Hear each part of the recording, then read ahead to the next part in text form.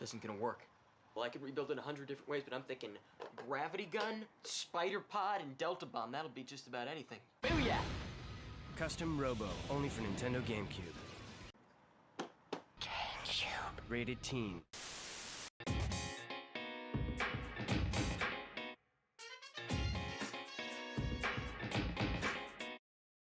Now, I would not be surprised if you never heard of this game until now, given the game's history. Hell, I never even knew about Custom Robo until I played Smash Melee and collected a few of their trophies in the game. Custom Robo is a criminally underrated series that have stayed in Japan throughout most of its life cycle and didn't step out of the East until Custom Robo Battle Revolution was released. This, by the way, is the GameCube version that most people over here in the States are familiar with. Before Battle Revolution came out, Custom Robo had 3 games prior to this one. Custom Robo on the N64, V2 also on the N64, and GX on the GBA, all which were only released in Japan. The last 2 games in Custom Robo's lineup is Battle Revolution for the GameCube, which was only released for North America as well as Japan, and Custom Robo Arena for the Nintendo DS, which was finally released worldwide. That brings us to 5 games total, and only 2 of them made it outside of Japan, and 1 of them being released in multiple countries, and even that list is pretty limited. It's a shame because for what it is, Custom Robo is a game that's filled with a lot of depth. It's very easy to pick up with plenty of replayability due to the sheer amount of variety you can customize your Robo with. Hell, I'll make a bold statement right now and say that this is a game that came out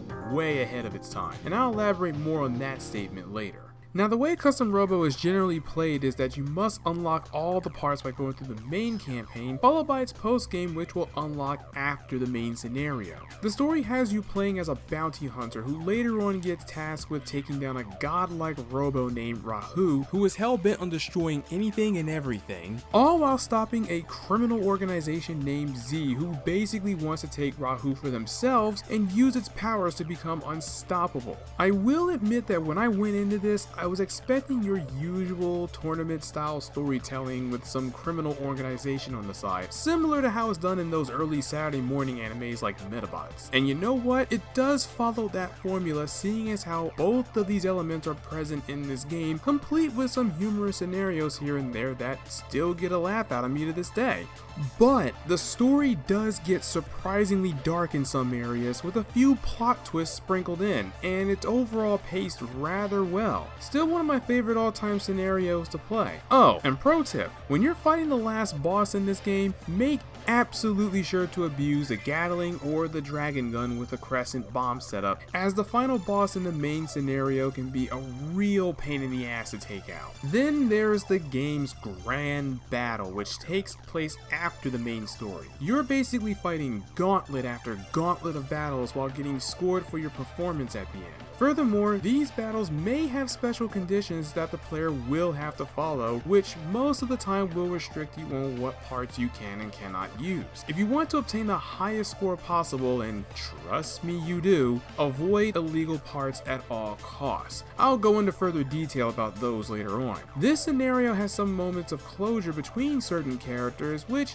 does make a nice impact if you've paid attention to the main story. Overall, both are mainly here to unlock parts. It's also worth mentioning that you can replay the main scenario at any time with all the parts you've unlocked so far, so you could treat that as a new game plus if you like. But do know that if you were to go ahead and replay the main scenario without touching the grand battle, you're not going to unlock any parts that way. Just thought I'd give you an FYI before you attempt to do that. But now let's talk about the gameplay itself. Before the start of each fight, you have the option to customize your loadout as you see fit, with 5 different areas you can change. Your main gun, the bomb, the pod, your shoes, which will mostly affect your dash, your jump, and overall ground movement, and finally the main body itself. Each part has its own set of stats and effects, while the main body will overall change how your Robo is going to perform, which I will break down right here. Shining Fighters are pretty much your all-arounders with no special features, a real jack of all all trades. Aerial beauties have multiple jumps and move around better in the air, hence the name, but they're also slow on the ground and have low attack power and defense. Little raiders are fast as hell on the ground with decent aerial movement,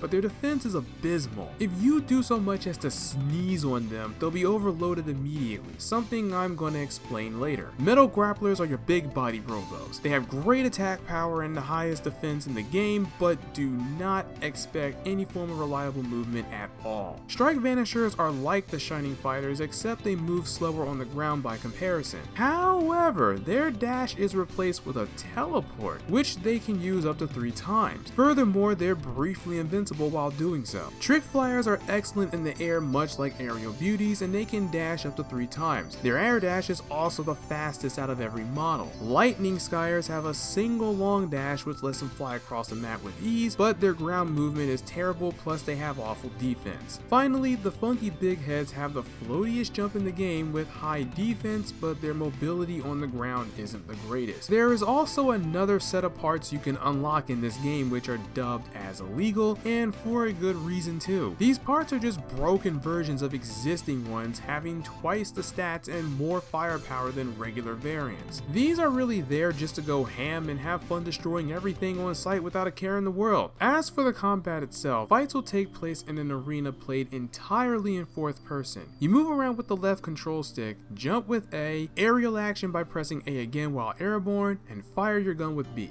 The left trigger controls your pods, while the right trigger controls your bombs. Holding down the R trigger will also let you aim where they're going to land, but this is only if you're grounded. Oh, and do try to remember that you can get harmed by your own bombs and pod attacks. Try not to be like Harry and make the same mistake.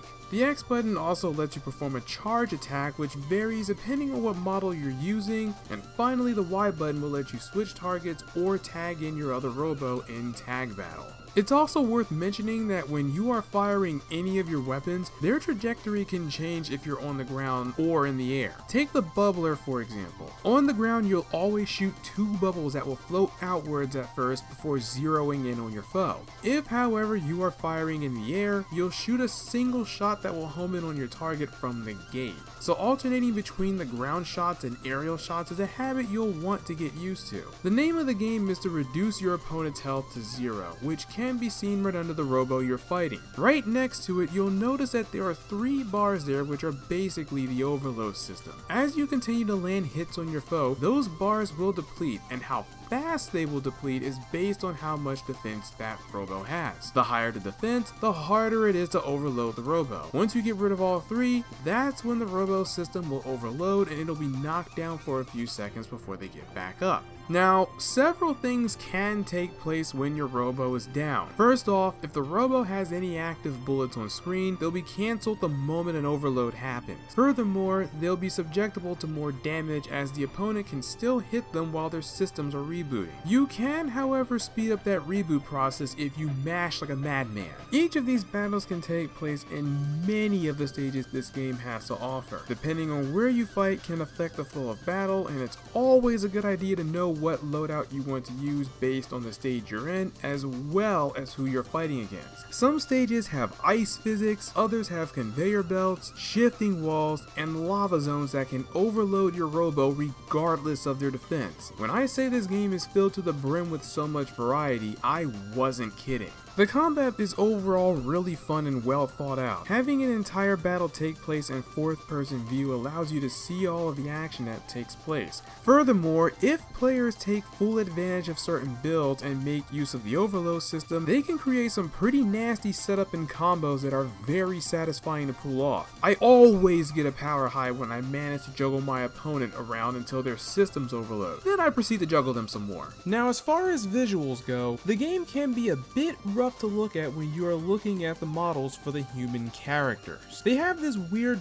blocky texture to them that kind of reminds me of how the humans look like in Sonic Adventure 1 and 2. But on the flip side, the visuals shine anytime the robos are involved. All of the robo models look great even by today's standards, and the combat is visually appealing. It's pretty easy to tell where all of the visual effort had went, and I say it's gone in the right direction. direction. As for the music itself, Custom Robo is filled with a lot of really good bangers. From some of the overworld themes you hear to the tracks that will play while you are fighting, this game will hook you up with the right jams that will get the blood pumping.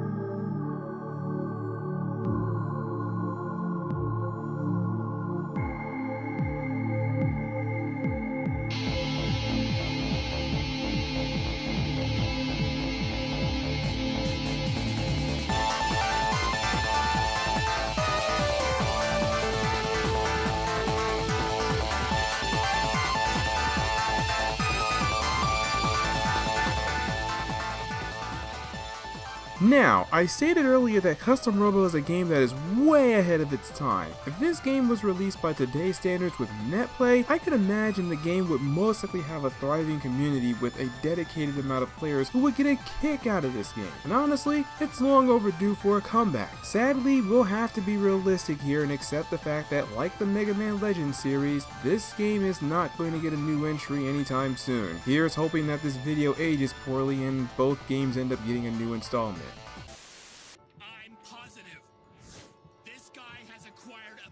Of the Dark Gundam with the help of Kyoji! Anyway, that's all I have for today's video. If you like what you see, be sure to hit it with a like, subscribe to the channel, and hopefully I will see you in the next one. Until then, play until your thumbs fall off, and thanks for watching.